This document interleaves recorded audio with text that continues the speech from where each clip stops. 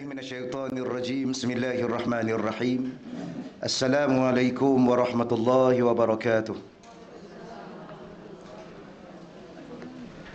الحمد لله رب العالمين والعاقبة للمتقين ولا عدوان إلا على الظالمين أشهد أن لا إله إلا الله وحده لا شريك له وأشهد أن سيدنا محمدا عبده ورسوله اللهم صل وسلم وبارك على سيدنا محمد وعلى آله وأصحابه ومن تبعهم بإحسان إلى يوم الدين اللهم اشرح لنا صدورنا يا الله kau lapangkanlah hati-hati kami ya Allah wahassin akhlaqana wa adabana ya Allah kau perelokkanlah akhlak-akhlak kami dan sempurnakanlah adab-adab kami ya Allah wa yassir lana umurana fid dunya wal akhirah ya Allah kau permudahkanlah segala urusan-urusan kami sama ada di dunia dan terutamanya di akhirat nanti ya Allah Allah marzuqna al-fahma wal ilma ya Allah kau rezekikanlah kepada kami kefahaman dan ilmu pengetahuan ya Allah wal hikmata wal aqla kau rezekilah juga kepada kami hikmah kebijaksanaan dan akal yang waras lagi sempurna ya Allah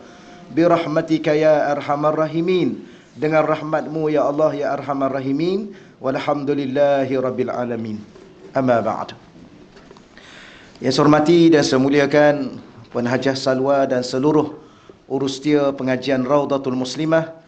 Yang saya hormati dan saya muliakan para ahli ilmu, tuan-tuan dan puan-puan muslimin muslimat yang dirahmati Allah Subhanahu wa taala sekalian.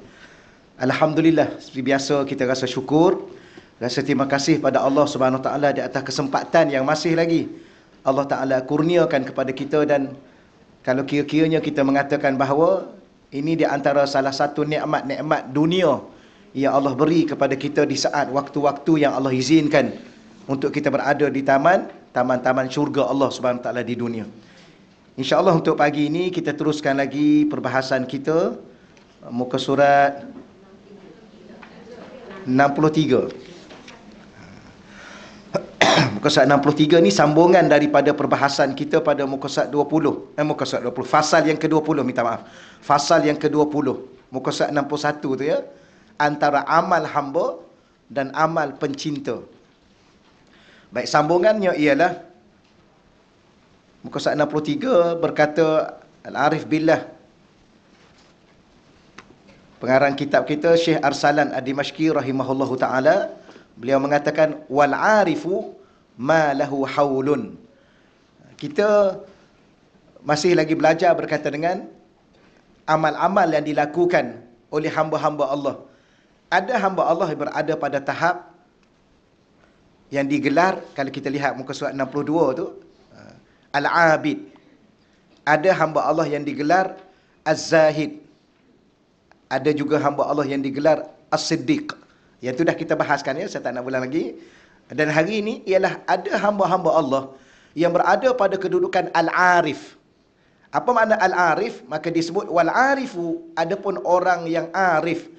Arif ni terjemah mudahnya ialah orang-orang yang mengenal Allah Subhanahu wa ta'ala.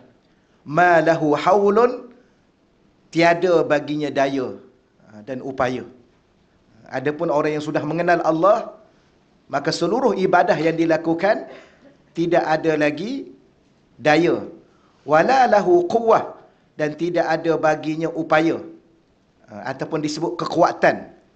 Wala ikhtiyarun, dan tiada baginya pilihan. Ni kita faham betul-betul hari ni ya. Ini isu-isu yang terbaru ni, antara takdir dengan pilihan. Tahu kan? Alhamdulillah, cepatlah puan-puan ni. Baguslah ikut perkembangan semasa. Tuan-tuan tahu ya? Antara masyarakat sekarang sedang berbicara tentang antara takdir dan pilihan. Sebenarnya kita boleh buat pilihan, tapi kita menyalahkan takdir. Tu macam-macam lah cerita dia. Puncanya ada satu penyakit, nanti kita bagi tahu. Tak boleh bagi tahu awal-awal. Tapi kalau kita nak tahu maqam kita, kedudukan kita dari kalangan hamba-hamba Allah yang disebut ahli ibadah, orang yang zuhud, orang yang siddiq, yang benar, orang yang mengenal Allah. Ni tahap yang keberapa ni? Yang keempat kita belajar ni. Maka saya ulang lagi sekali, orang yang sudah mencapai maqam mengenal Allah, tidak ada laginya daya. Tidak ada baginya kekuatan, upaya. Wala ikhtiar, sebenar-benarnya tidak ada lagi baginya pilihan. Dia hidup dengan pilihan Allah. Wala iradah, dan tidak ada baginya kehendak. Segala kehendaknya adalah mengikut kehendak Allah. Wala harakah, dan tiada baginya pergerakan. Wala sukun, dan tiada baginya sukun, berdiam diri. Maknanya segala keadaan, apa lagi kita nak sebut ya? Segala keadaan, segala apa yang berlaku ke atas dirinya, segala apa yang dia dapat dalam kehidupannya, semuanya itu adalah ketentuan, kehendak, pilihan, kekuatan, daya dan upaya daripada Allah seluruhnya. Ya. Selalu yang kita duk ulang-ulang tu kan. Sampai satu tahap kita ni kena faham betul-betul. Apa yang kita kena faham? Yang kita kena faham ialah tidak ada satu pun daripada diri kita sebenarnya. Kenapa? Kerana ini dah makam arif ni kita bercakap ni ya.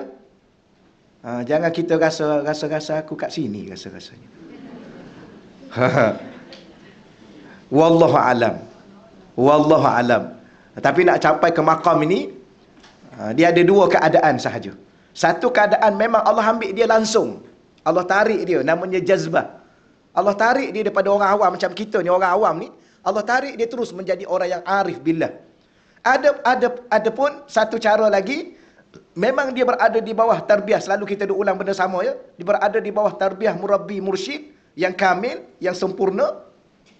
Maka mengambil satu tempoh masa yang begitu lama, dengan izin Allah, dia sampai ke makam ini. Dan diiktiraf oleh gurunya bahawa dia juga berada pada kedudukan yang arif billah. Dan orang yang mendidik itu pun sudah mencapai makam ini. Ya, tak boleh orang yang tidak mencapai makam arif billah, maka dia boleh didik anak murid dia sampai kepada makam arif billah. Macam orang alim lah. Orang alim, hanya orang alim saja dia boleh didik anak murid dia jadi alim. Betul ya? Ini kaedah biasa lah, tak payah kita cakap lah.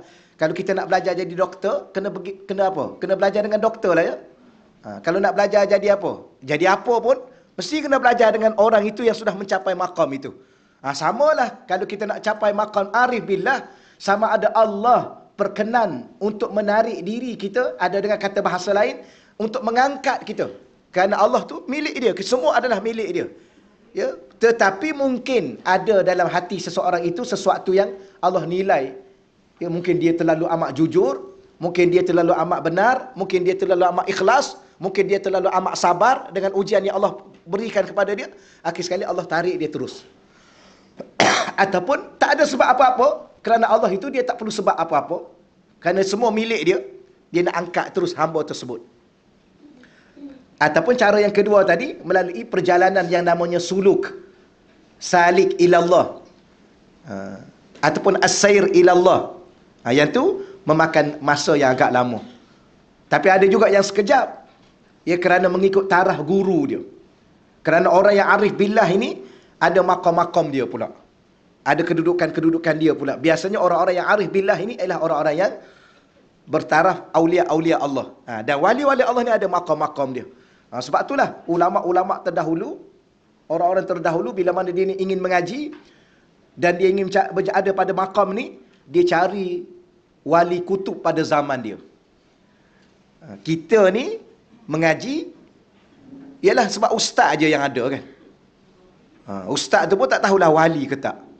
Kalau ustaz tu ada anak perempuan, tu wali nikah. Itu saja yang ada. Maka mengajilah dulu. Tapi orang dahulu, ulama-ulama yang berada pada satu ketika dahulu, ramai di kalangan ulama tu wali-wali Allah. Dan di kalangan wali-wali Allah tu siapa yang ketua kepada para wali Allah pada zaman itu? Maka mereka pergi cari yang itulah. Maka cepat sikit makam mereka, kedudukan mereka untuk mencapai tahap mengenal Allah. Cuma kita dah bagi tahu kan, mengenal Allah ni ada berapa tahap?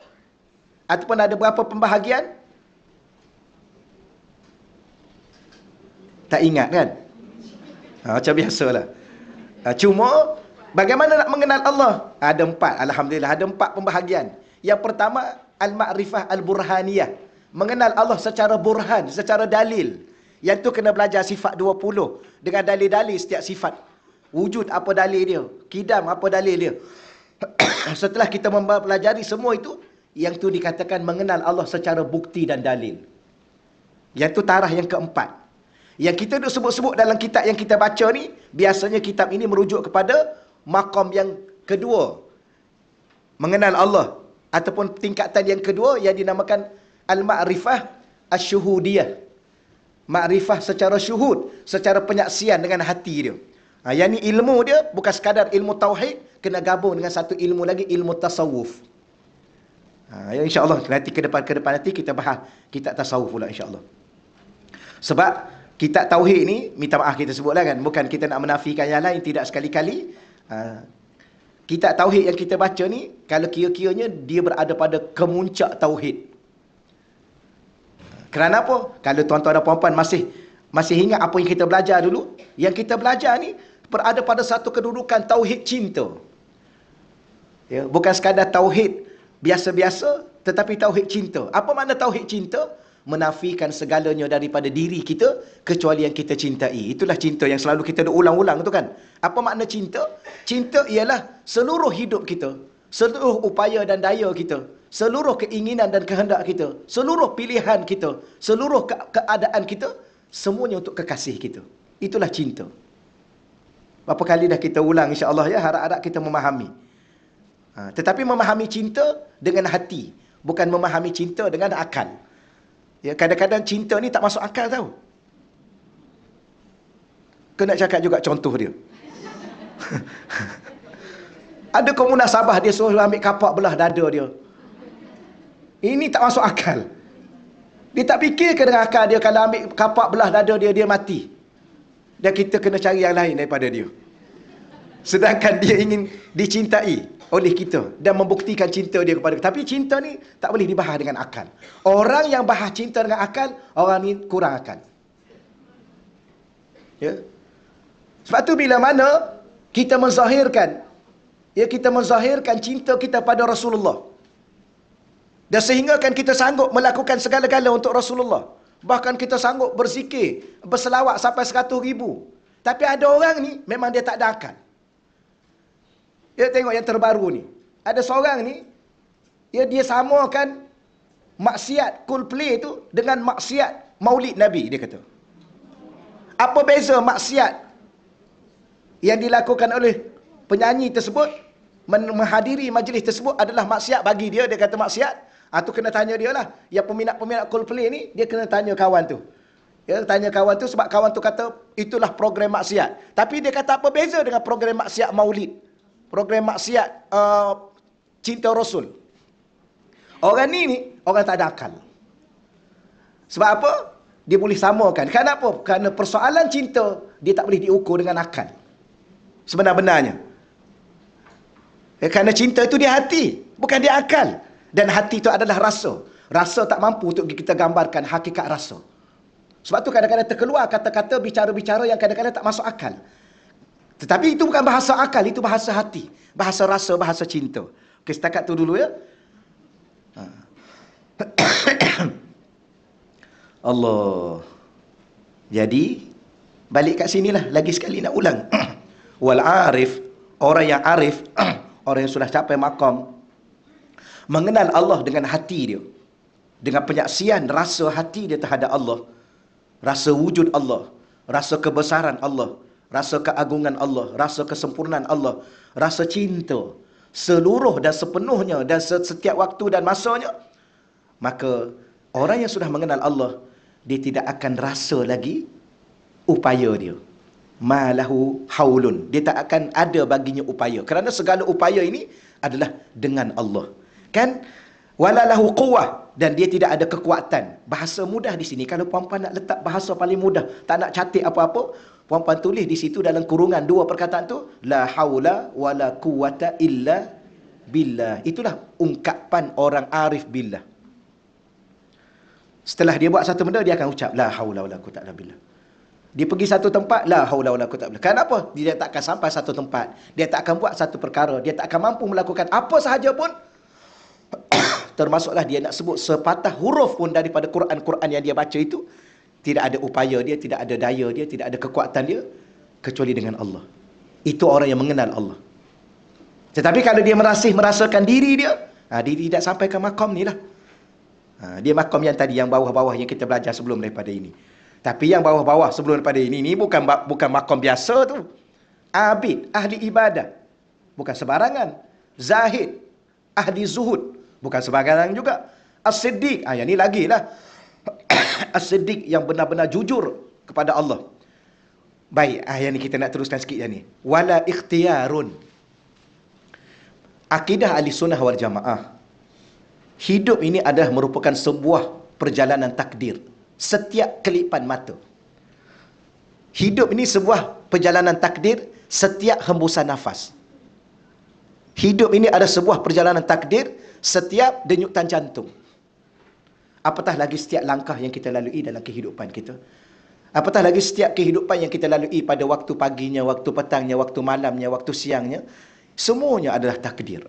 Cuma akidah ahli sunnah wal jamaah, ada satu bab yang kita jangan lupa. Allah, dalam dia menetapkan takdir dalam perjalanan hidup kita, dia bagi kepada kita usaha dan ikhtiar. Al-kasbu usaha, al-ikhtiar kita tak terjemah yang tu. Jarang ustaz-ustaz kita terjemah. Walaupun ada. Kalau belajar kitab tauhid akan didetailkan. Tapi kalau bercakap umum, biasanya dia kata kita kena ada usaha dan ikhtiar. Ikhtiar tu apa? Inilah. Ikhtiar tu pilihan. Betapa sayangnya Allah, dia bagi kepada kita, kita boleh usaha. Nak satu benda, usaha.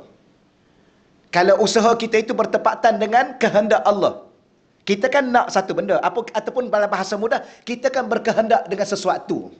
Nak apa? Tengoklah kehendak masing-masing. Maka bila mana kita berkehendak kepada sesuatu, Allah juga berkehendak ke atas diri kita.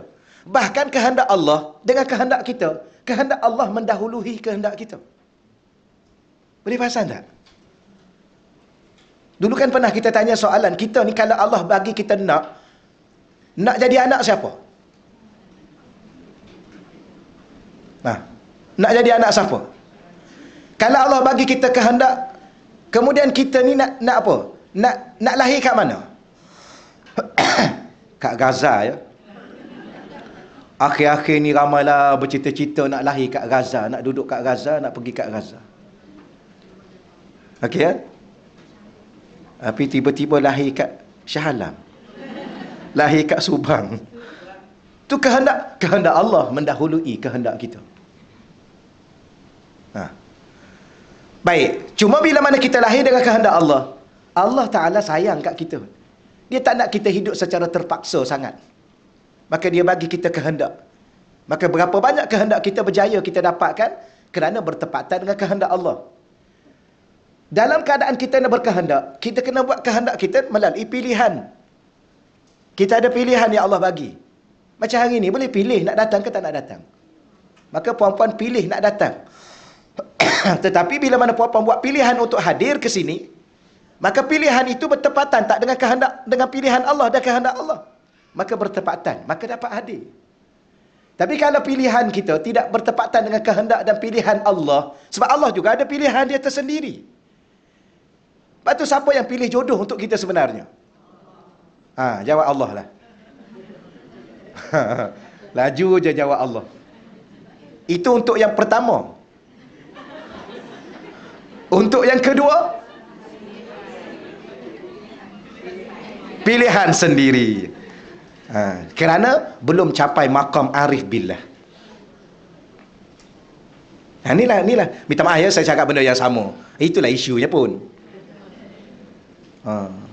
Dia sebenarnya gini, penyakit. Puan-puan kena pesan pada anak perempuan, anak lelaki.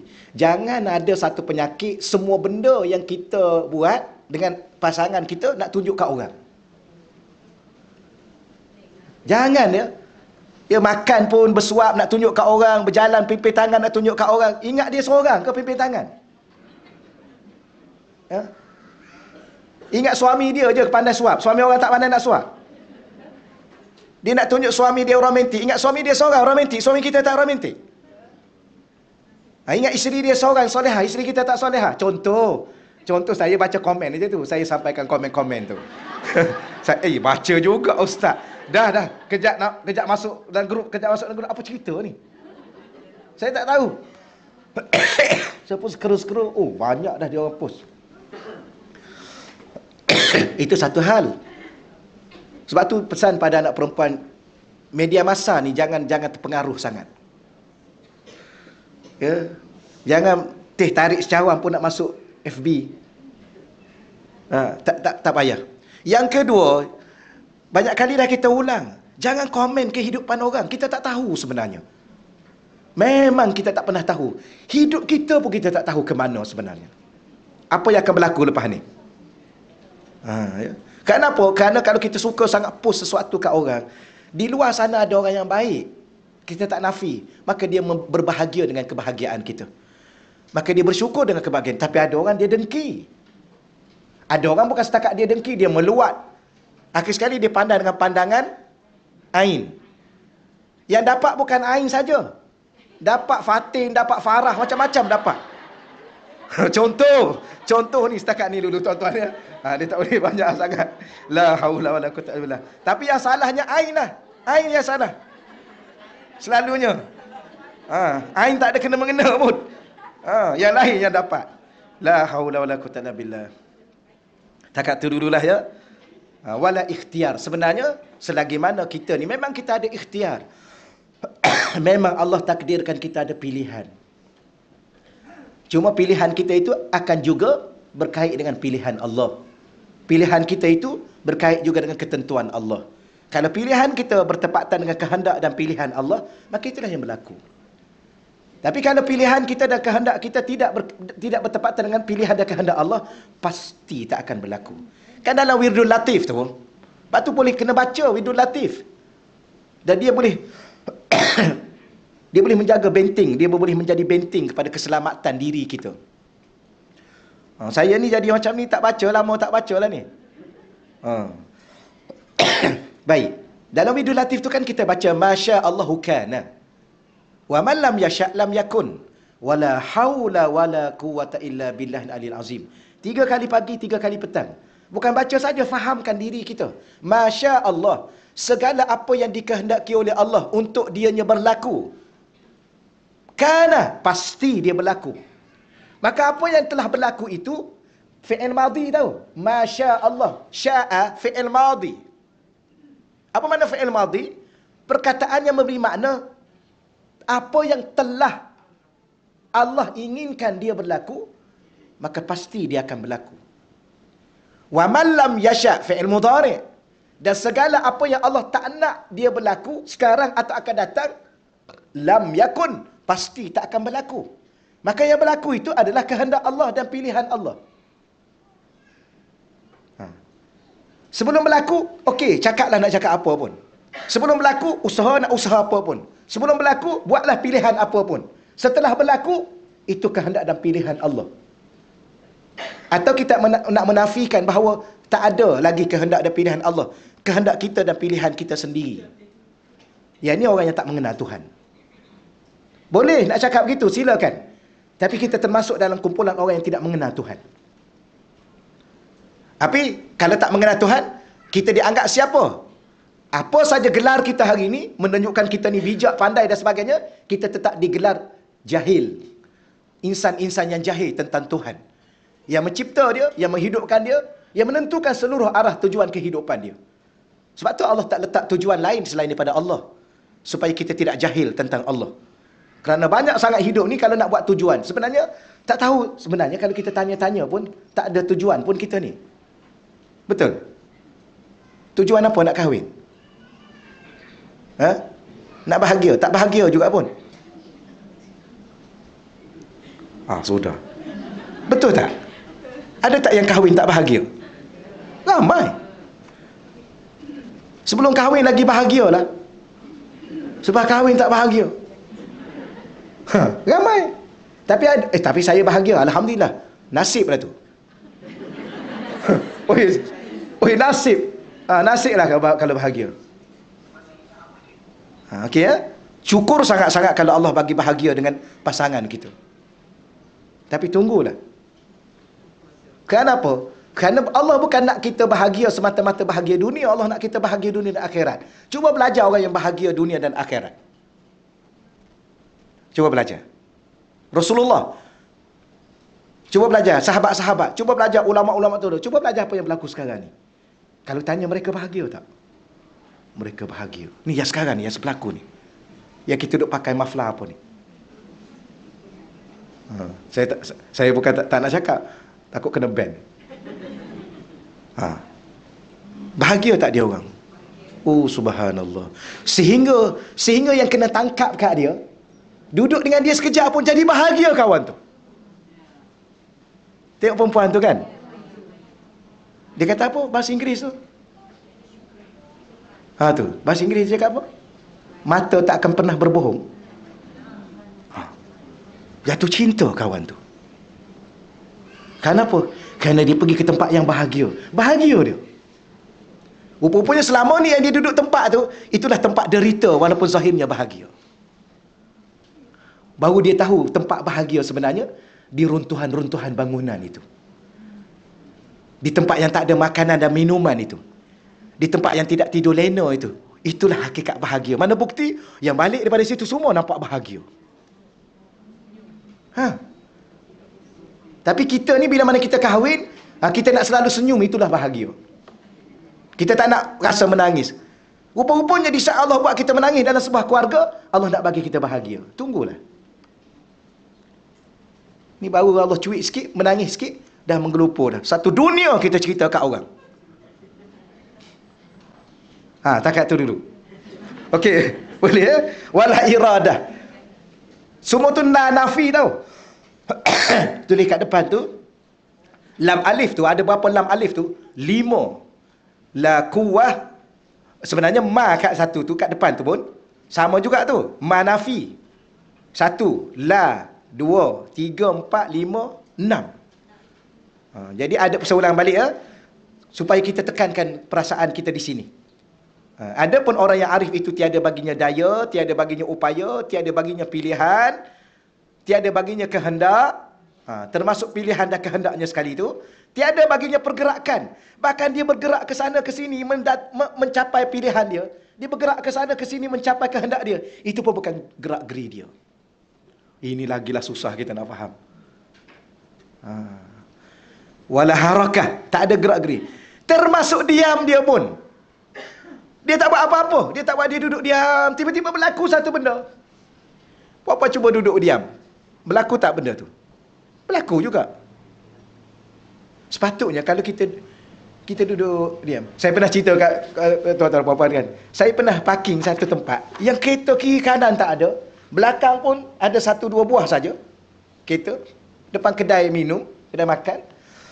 Duduk sekejap. Tiba-tiba terkejut saya. Ada orang langgar belakang. Duduk kat petak parking tu, kiri kanan tak ada kereta. Saya kadang-kadang saya pergi tempat-tempat yang sunyi-sunyi kan. Saya duduk seorang-seorang di situ. Saya parking seorang-seorang. Saya tak nak ada kereta belah, kiri tak ada. Belakang pula ada 2 buah saya ingat, saya kira. Duduk sekejap, terkejut. Tengok Velfire datang langgar. Saya pun turun. Dia pun turun. Oh, minta maaf tuan, minta maaf tuan ya. Saya kata tak apa. Lepas tu macam mana ni? Tak ada macam-macam apa, saya tak ada. Saya pun naik balik dari kereta sebab saya nak duduk seorang-seorang biar. Saya naik balik. Lepas tu tak apa. Pergi tak apa. Selesai. Saya duduk seorang. Duduk diam. Barangkali baca kitab ni Allah nak bagi faham. Itulah. Kalau bergerak lain macam juga. Ya. Duduk diam. Kena langgar. Aksiden dalam keadaan diam.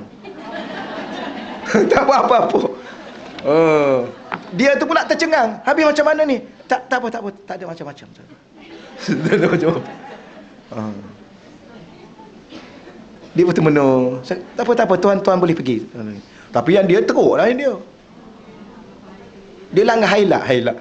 Highlight pula dia langgar yang belakang, yang besi tu. Memang terbelah habis dia. Habis besi tu ada kemik lah sikit. Sampai sekarang ni saya tak baiki yang tu. Yang kemik tu biar ada kat situ je lah. Inilah. Barulah Allah bagi macam ni rupa-rupanya. Macam tu lah. Tapi jangan salah faham, bukan saya nak kata saya duduk di situ, tak. Tapi nak bagi tahu apa maknanya, diam pun itulah seluruhnya dari Allah. Baik, syarah dia ada ringkas kat bawah tu. Syarah dia.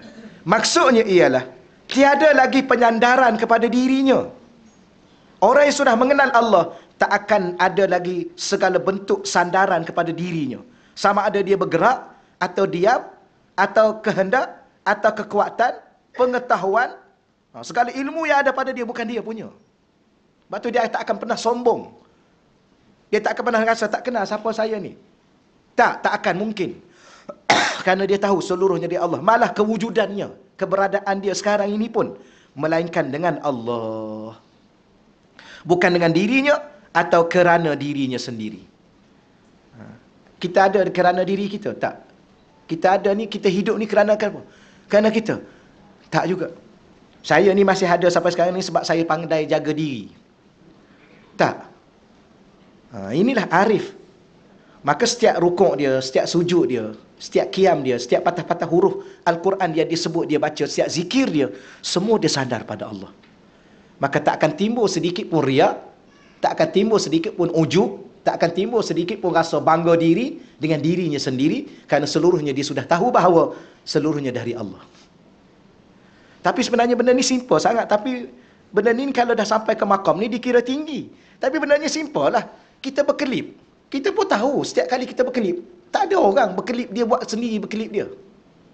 Daripada pagi tadi sampai sekarang, mana ada dia berkelip.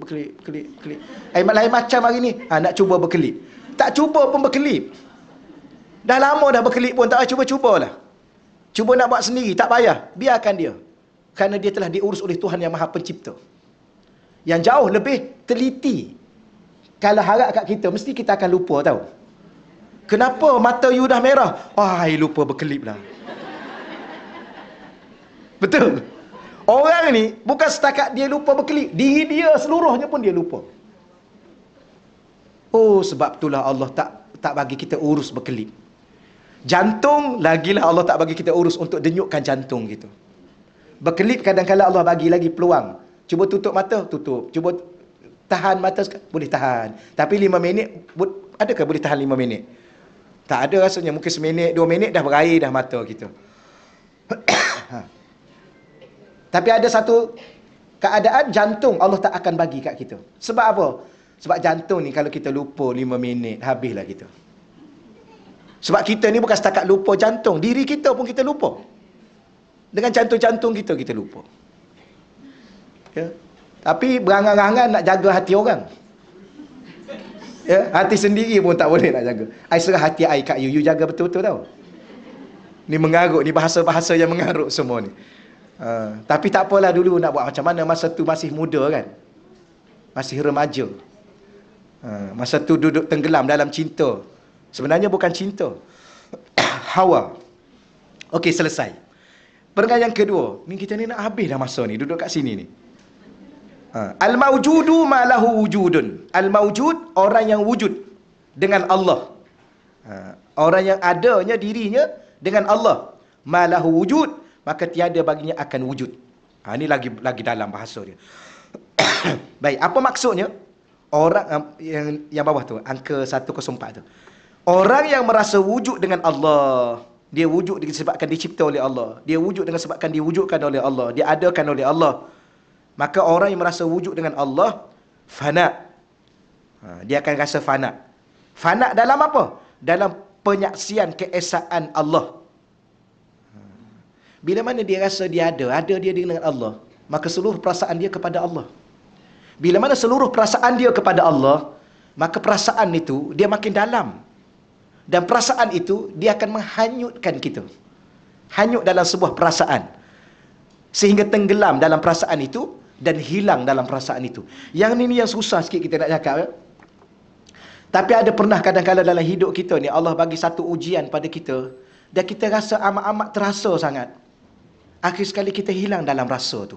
Ni jarang-jarang berlaku sampai ke tahap ini. Allah tengok orang. Mungkin kadang-kadang Allah tak nak kita terlalu terbeban dengan perasaan kita, Allah tak bagi ke tahap itu. Puan-puan cuba tengok dia orang, ya. Kan duk pangku anak kecil meninggal. Meninggal pula dalam timbunan bangunan. Akhir sekali dia rasa, oi subhanallah. Dia tak nampak apa yang, dia tak nampak manusia yang buat, dia tak nampak apa yang berlaku, dia tak nampak anak dia, tapi dia boleh bercakap dengan anak dia dengan elok-elok, dengan tenang. Kirim salam kat Rasulullah tahu. La haula wala quwata illa billah. Apa perasaan dia tu? Dia sudah tenggelam dengan Allah dan Rasul. Kalau kita meraunglah kita. Anak kecil ni. Saya sedih, saya tengok. Ya Allah, kadang-kadang tengok sekejap tutup, tapi rasa nak tengok. Tapi nak tengok tak sampai hati. Kita nak menangis sampai nak meraung tengok. Ya Allah, tak sanggup. Tapi dia boleh senyum, dia boleh tenang, dia boleh bercakap. Macam mana tu? Kerana jiwa dan hati dia dengan Allah. Dia dah tenggelam dengan perasaan dia hanya dengan Allah. Dan dia tahu apa yang sedang berlaku. Dia tak nampak lagi apa yang sedang berlaku tu sekadar manusia dan diri dia. Tapi di semuanya takdir-takdir Allah untuk meletakkan dia dalam syurga yang terindah. Kita tak nampak. Kita masih nampak diri kita, kita masih nampak pasangan kita masih nampak keluarga dan kehidupan kita. Sebab tu kita penat. Dan kadang-kadang kita menangis pun tak tahu apa. Sebab apa kita menangis? Kita pun tak tahu kenapa kita menangis dan untuk apa kita menangis. Kerana 1000 tangisan ni pun itu pun. Kalau kita menangis dengan 1000 tangisan pun, dengan sejuta titisan air mata pun, itu saja yang berlaku. Kerana itulah kehendak Allah. Maka tolong faham kehendak Allah itu. Setelah itu menangis kerana Allah, bukan menangis kerana itu. Tapi itulah yang berlaku pada saya, pada tuan-tuan dan puan-puan. Kita masih menangis untuk diri kita. Dan kita hanya menangis untuk kehidupan kita. Kenapa kita harus menangis dengan kehidupan yang ada? Kerana kehidupan ini pun kita akan tinggalkan. Tapi kalau bahasa bercakap memang indah. Saya pun tak tahu kenapa saya akhir-akhir ini bercakap macam ni. Melontarkan keindahan-keindahan bahasa yang sebenarnya bukan keindahan. Kerana keindahan sebenarnya di saat kita bertemu dengan Allah. Selagi mana apa yang kita hidup ini, itulah apa yang ada. Jangan terlalu menangisi apa yang ada. Kerana apa yang ada ni pun akan ditinggalkan. Jangan menangis dengan sesuatu yang kita akan tinggalkan. Macam mana kita ya? Tak tahulah. Kita bergaduh dengan sesuatu yang akan kita tinggalkan. Mati-matian kita bergaduh. Akhir sekali kita bergaduh dengan suami kita, kita bergaduh dengan isteri kita, kita bergaduh dengan anak kita sendiri. Tak tahu apa kita nak sebenarnya. Macam mana? Akhir sekali kita mencabar isteri dan anak kita untuk diadili di mahkamah nanti. Kenapa? Kerana kita dapati isteri kita tak adil, kita dapati suami kita tak adil, kita dapati macam-macam lah tak adil. Kerana sememangnya dunia ni tak pernah adil pun. Faham tak apa yang kita ada sekarang ni? Dunia. Adil ke dunia ni? Yang duk sibuk minta adil. Daripada awal dulu pun tak pernah adil pun kehidupan ni. Kenapa? Kerana memang Allah buat macam ni. Untuk kita fahami bahawa suatu hari nanti kita akan berdepan dengan yang maha adil. Maka hiduplah sekadar apa yang ada. Okay. Satu lagi kita faham adil dengan makna diri kita. Memenuhi diri kita adil. Tidak memenuhi diri kita tak adil. Itu satu hal juga. Boleh insya-Allah. Maka biar kita tenggelam dalam perasaan kita dengan Allah. Allah. Saya ni baru keluar hospital. Dah 2 minggu dah tak mengajar. Ni lepas keluar hospital ni kali kedua saya mengajar. Kali pertama baru ni. Hari Rabu mengajar balik demam balik. Lepas keluar hospital, orang rumah saya, anak saya 2 orang masuk hospital ni. Duduk kat hospital. Tak adalah nak cerita sekadar itu sajalah. Ni nak cerita apa ni? Nak cerita dunia. Yang pelik pula, baru ni nak pergi hantar hospital orang rumah saya dengan anak perempuan saya 2 orang tu. Nak hospital. Habis hospital pergi penuh. Pergi sana penuh, pergi sini penuh. Shah Alam dengan Kelang sekitar penuh. Akhir sekali wak kanak-kanak tak penuh. Jadi orang rumah saya 3 beranak ni duduk wak kanak-kanak. Ni wak kanak-kanak. Maknanya kanak-kanak lagi sihat daripada kita. Kenapa? Kerana mereka tak ada dosa. Kita ni yang tak sihat sebab banyak dosa. Itu dah fahamnya. Allah. Okey, sikit lagi masa nak habis dah ni. Kita baca di sini dulu. Orang yang merasa wujud dengan Allah, fana, tenggelam perasaan dia dalam penyaksian keesaan Allah. Ni selalu nak ulang juga ni. Kita belajar ni kitab tauhid. Apa makna kitab tauhid? Kitab mengesahkan Allah. Apa makna mengesahkan Allah? Menafikan segala-galanya kecuali Allah. Itulah tauhid. Menafikan kehendak kita, menafikan pilihan kita, menafikan daya dan upaya kita, menafikan segala gerak-geri kita, termasuk diam kita pun kita kena nafikan. Seluruhnya ini berjalan dengan Allah. Itulah tauhid. Maknanya apa? Maknanya selagi mana kita merasakan upaya dan daya kita, selagi mana kita merasakan kita sendiri yang buat pilihan, selagi mana kita merasakan kita ni membuat kehendak kita sendiri, selama tu kita tidak ada tauhid yang sebenar-benar tauhid. Kerana tauhid hanya Allah. Maka segala yang berlaku yang kita lihat ni hanya Allah. Tapi jangan salah faham tau. Yang ni kena ni, sebab tu hidup ni ada 3. Pertama akidah, yang kedua syariat, yang ketiga akhlak. Akhlak ni tasawuf. Yang kita duk belajar ni yang pertama. Jangan menafikan yang kedua. Kalau macam tu saya mencuri, saya merompak, saya buat maksiat ni kerana kehendak Allah lah, sebab semua ni dari Allah.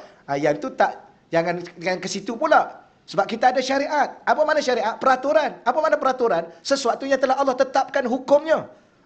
Maka kalau kita langgar hukum itu, memang itu kita nak langgar. Bukan Allah yang tentukan kita langgar. Kenapa? Kerana Allah dah kata jangan langgar.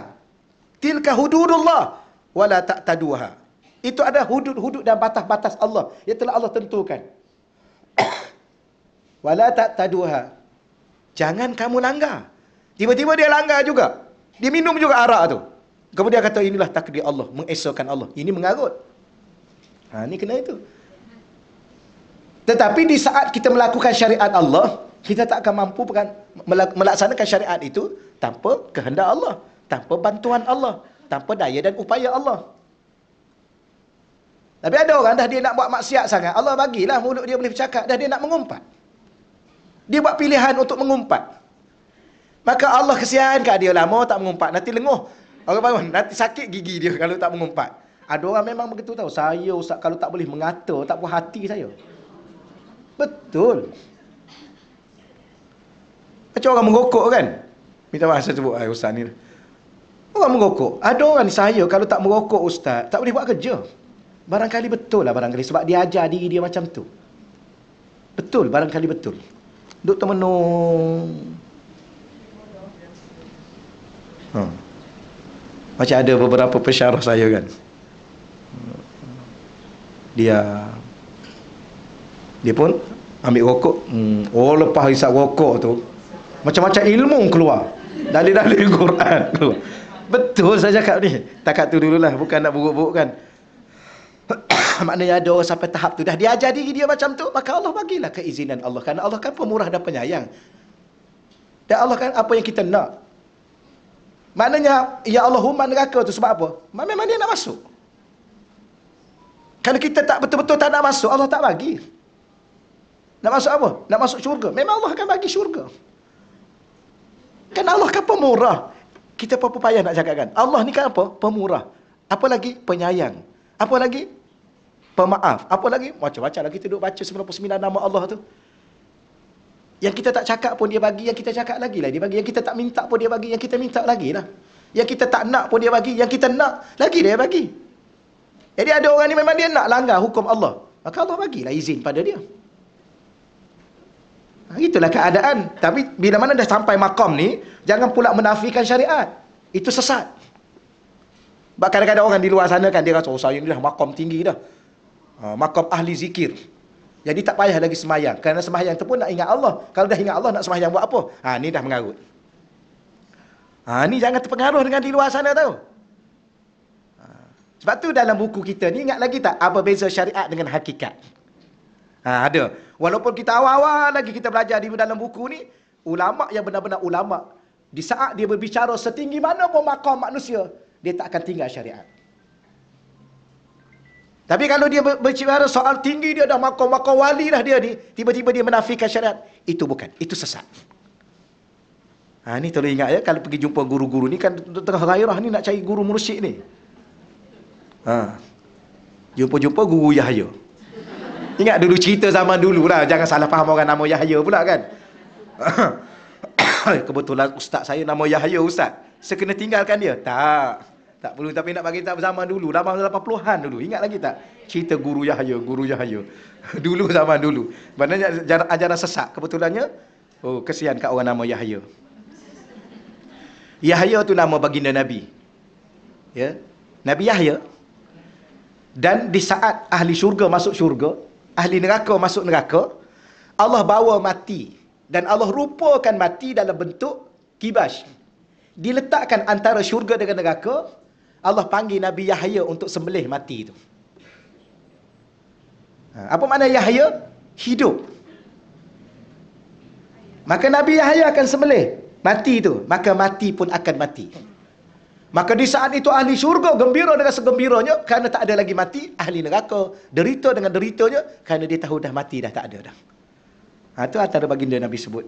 Sebab tu hebat orang nama Yahya. Tiba-tiba dia buat cerita guru Yahya. Wallahualam. Sebenarnya cakaplah ajaran sesat. Tak ada tu cerita. Tapi tolong hati-hati ya. Dan saat kita gairah untuk mencari seorang guru. Dan ada seorang guru yang Majlis Fatwa negeri Pahang, negeri Terengganu dah keluarkan. Sesat dan menyesatkan. Dulu sekitar Selangor dia duduk mengajar. Baik. Tak habis lagi tu. Setelah mengenal hakikat keagungannya, kita fana, tenggelam dalam perasaan keesaan Allah, bahawa seluruhnya ini dari Allah. Setelah mengenal hakikat keagungan Allah, tak tahu bahasa lain kita nak cakap apa makna keagungan. Kita kata kebesaran, ketinggian. Ya, kebesaran, ketinggian, kehebatan. Maka disitulah keagungan. Baik. Maka dia tidak lagi merasa kewujudan dirinya sebagai dirinya yang tersendiri. Ini selalu diulang-ulang dia. Tetapi sentiasa menghayati dan menyaksikan. Bukan setakat kita hayati, bahkan kita menyaksikan bahawa diri dan seluruh kewujudannya, kewujudan diri kita, seluruhnya adalah kerana dan dengannya. Ingat lagi tak kita belajar ada dua huruf tu? Kerana huruf lam, dengan huruf ba. Jadi cuba praktik. Ya, saya nak keluar rumah ni kerana Allah dan dengan Allah. Apa makna kerana Allah? Kerana lillahi ta'ala. Apa makna dengan Allah? La haula wa la quwata illa billah. Dengan daya dan upaya Allah. Nak makan, aku tak akan makan. Berapa ramai manusia nak suap makanan, sesuap makanan pun untuk masuk dalam mulut dia. Dah tak mampu dah. Habis dulu 3 pinggan. Sekarang 1 suap pun dah tak boleh. Habis dulu kerana apa? Tangan yang mana? Tangan yang tu lah. Tangan mana lagi? Diri mana? Diri yang tu lah. Habis kenapa dulu boleh, kerana sekarang tak boleh? Sebab sakit. Habis dulu sihat. Siapa yang sihatkan? Siapa yang sakitkan? Akhir sekali kembali juga kepada Allah. Maka sebelum kita disakitkan oleh Allah, sehingga kita terpaksa ketika itu baru mengakui Allah. Baik, masa kita sihat ni lah kita akui Allah. Tapi ada orang ni tunggu Allah bagi dia sakit baru dia dah akui. La haula wala quwwata illa billah. Inna lillahi wa inna ilaihi rajiun. Mati baru nak akui. Maka sepatutnya kita belajarnya sekarang ni lah. Okey, baik, yang terakhir, perenggan terakhir. Berarti kita kena khatam juga tajuk ni. Iza nasta bihi istauhashta minka. Iza, jika nasta, kamu berjinak dengannya. Dia panggil al-uns, daripada perkataan al-uns. Sebab tu manusia ni, kan saya sebut sebelum ni, manusia ni daripada mana perkataan manusia? Daripada perkataan an-nas ataupun al-ins. Maka setengah ulama mengatakan manusia ni disebut al-ins, kadang-kadang disebut insan. Daripada mana perkataan itu? Al-uns. Daripada perkataan al-uns, alif lam hamzah nun sin, al-uns. Apa makna al-uns?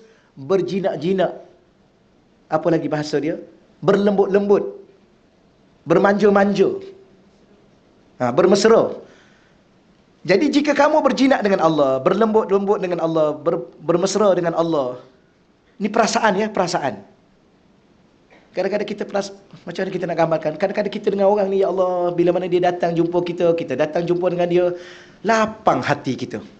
Rasa seronok hati kita, rasa gembira hati, rasa mesra kita. Ada orang ni. Kenapa? Mungkin dengan kebaikan dia, mungkin dengan tutur bicara dia, mungkin dengan jiwa dia yang begitu. Maka begitulah kita dengan Allah. Allah lagi lembut. Allah lagi halus. Allah lagi berlembut dengan kita. Sebab tu salah satu daripada amalan, kita selalu baca Ya Latif. Ya Latif, Ya Latif, Ya Latif, Ya Latif. Kenapa? Kerana daripada situ ada satu perkataan Al-Lutfu. Al-Lutuf. Apa makna Al-Lutuf? Allah sentiasa berlembut dengan kita. Sehingga kata ulama, dengan ahli neraka pun Allah masih berlembut.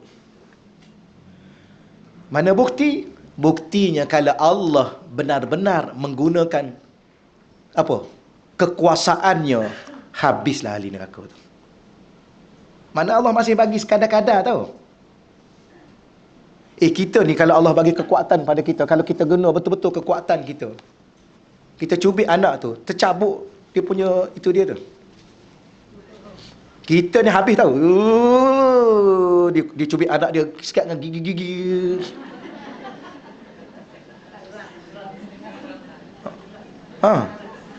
Betul Allah tak bagi kita kuat sangat.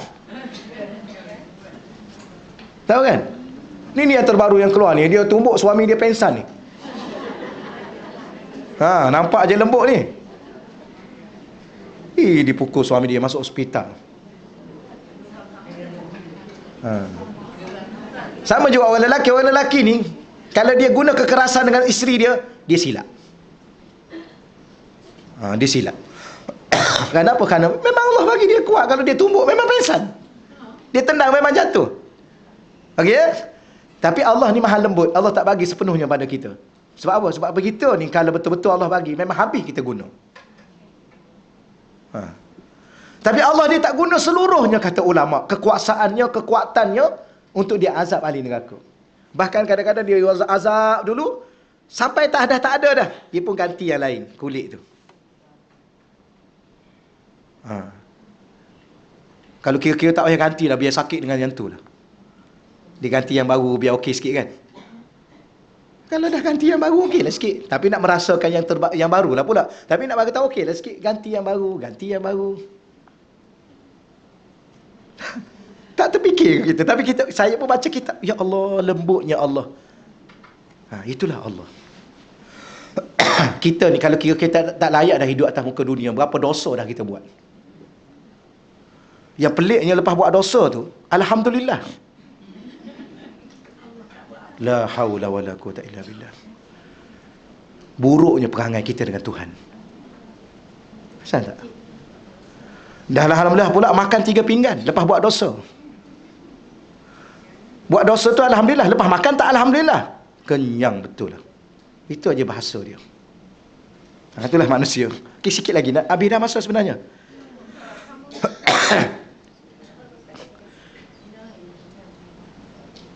Tak apa. Minum air rugi masa. Istauhashta binka. Ni bukan masalah air, bukan masalah apa ni.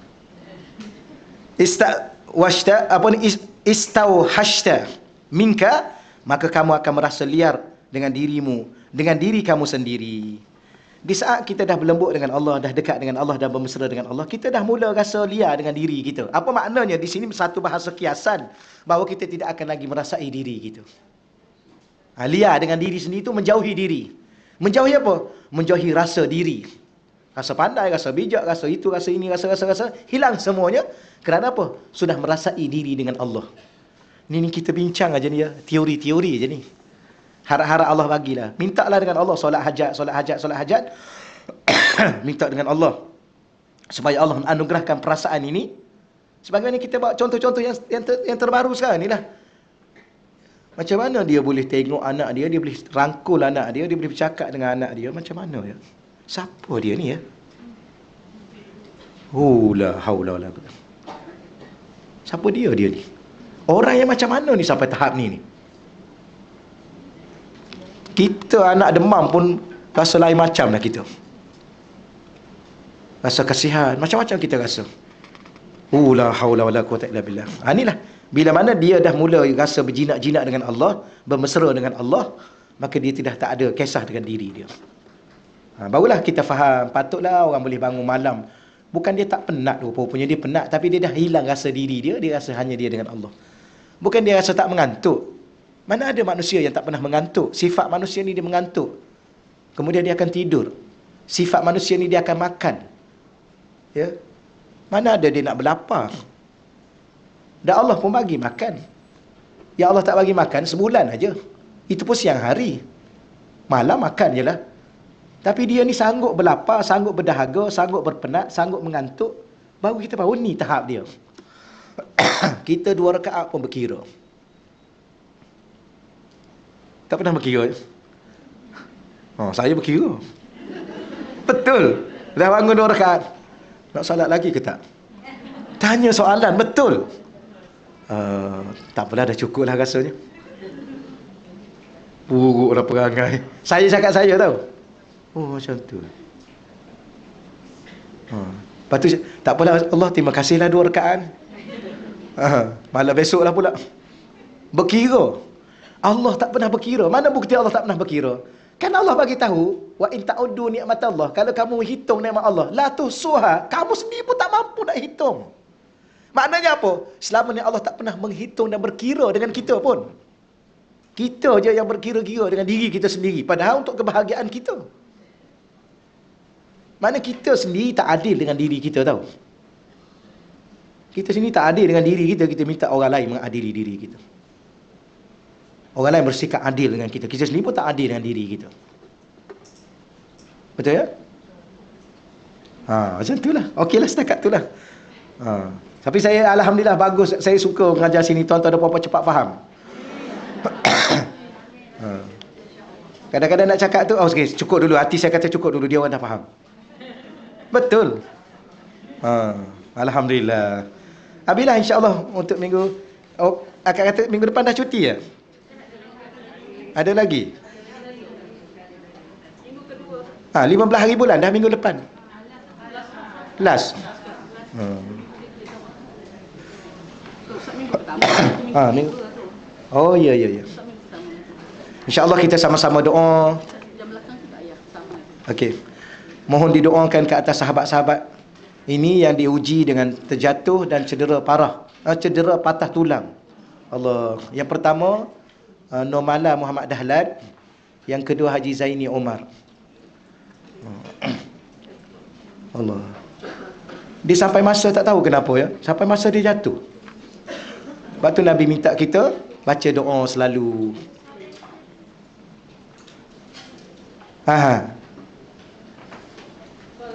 Soalan.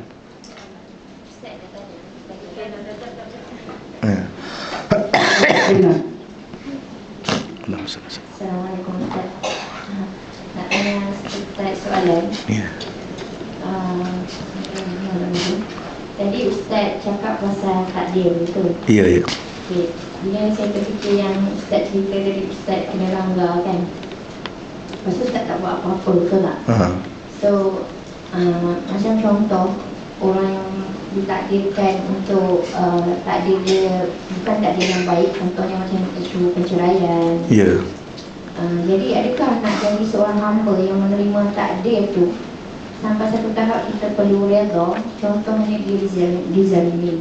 Okey. Memang kita ada mahkamah di akhirat. Ya. Adakah maksud Ustaz kita kalau kita yakin yang Allah inilah yang mentakdirkan segalanya, tak perlu kita nak menuntut di mahkamah dunia dan tak perlu buat apa-apa, hanya redha dan serah kepada Allah. Adakah itu baru kita sampai makam menjadi seorang hamba kepada Allah?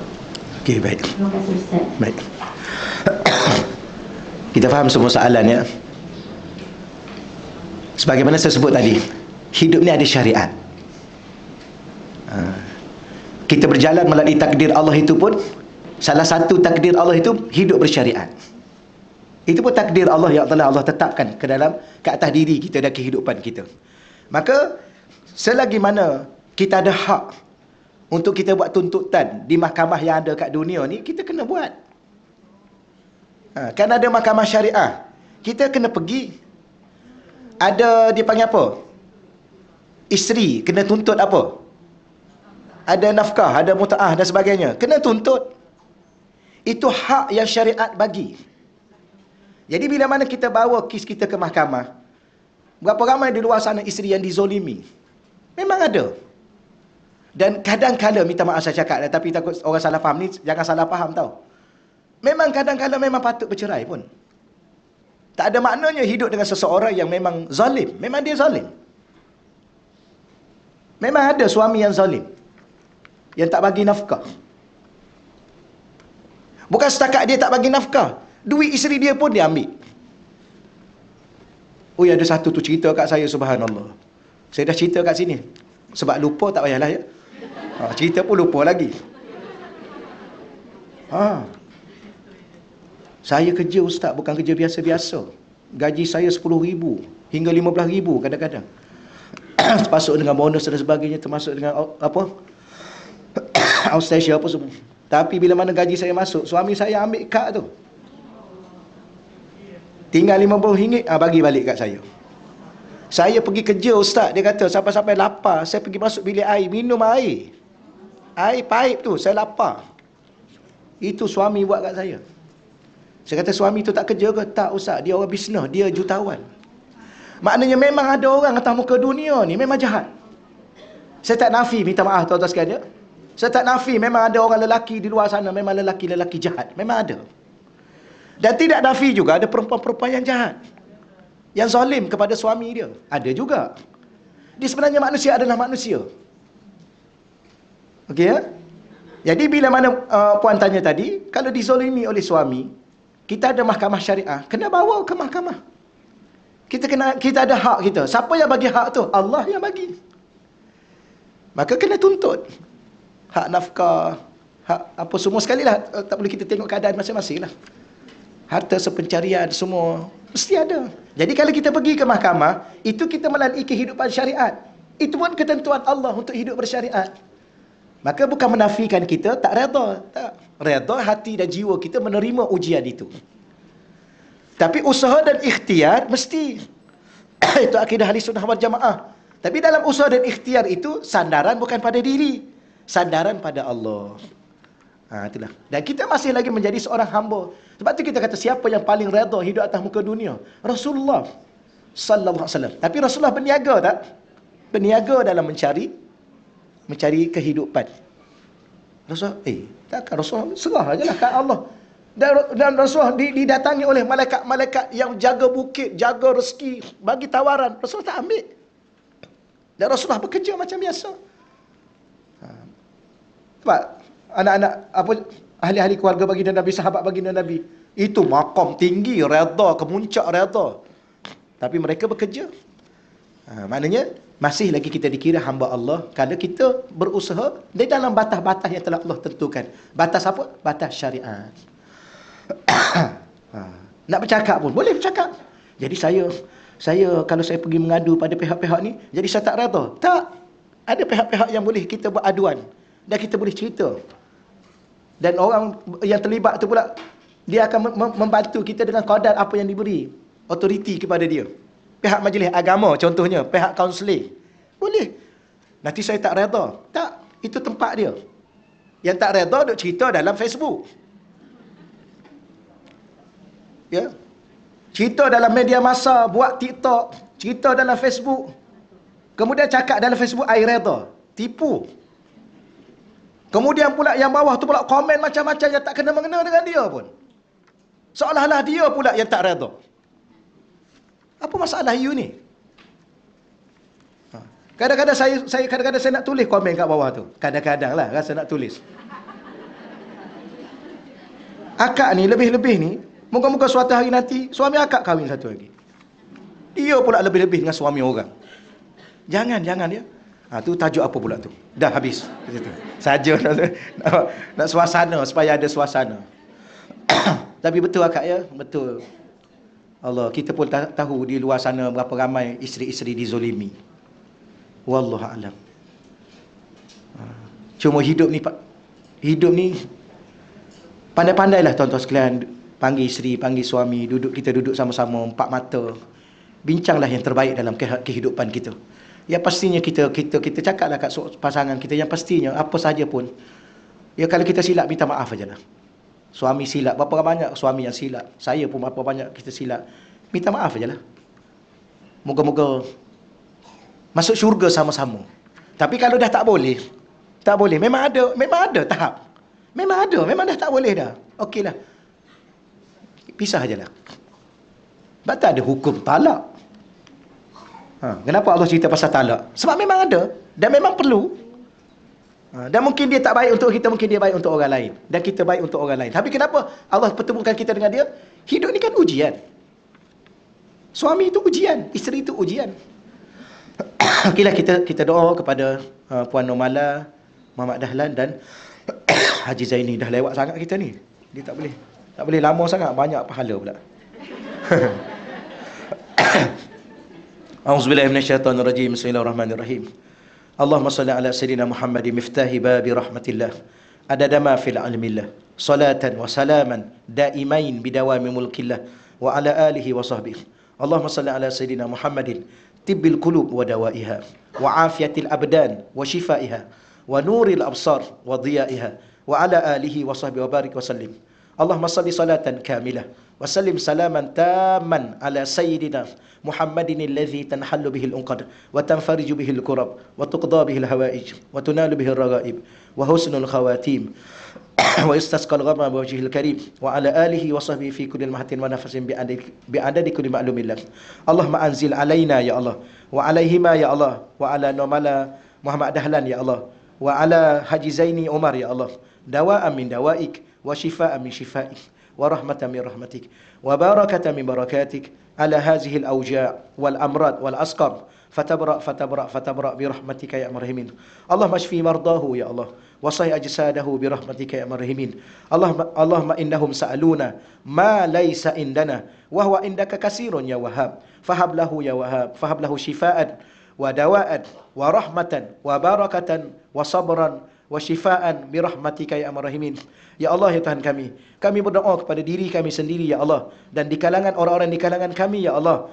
Ya Allah, dan khususnya kepada Puan Normala Muhammad Dahlan ya Allah, dan juga khususnya kepada Haji Zaini ya Allah. Kau turunkanlah kepadanya dan kepada kami ya Allah kesembuhan daripada kesembuhan-Mu ya Allah, penawar daripada penawar-Mu ya Allah, ubatan daripada ubatanmu ya Allah, keberkatan daripada keberkatan-Mu ya Allah, kesabaran daripada kesabaran-Mu ya Allah, sehingga menyembuhkan penyakit beliau ya Allah. Sembuhkanlah beliau ya Allah, sembuhkanlah beliau ya Allah, sembuhkanlah beliau ya Allah. Berilah kekuatan kepada tubuh badan beliau ya Allah. Berilah kesabaran kepada hati beliau ya Allah, dan berilah kesabaran dan kekuatan kepada keluarga beliau ya Allah. Permudahkanlah urusannya ya Allah, dan permudahkanlah urusan kami dunia dan akhirat kami ya Allah. Rabbana atina fid dunya hasanah wa fil akhirati hasanatan wa qina azabannar. Wa sallallahu ala sayidina wa lana Muhammad walhamdulillahirabbil alamin. Taqabbalallahu minna wa minkum ya karim.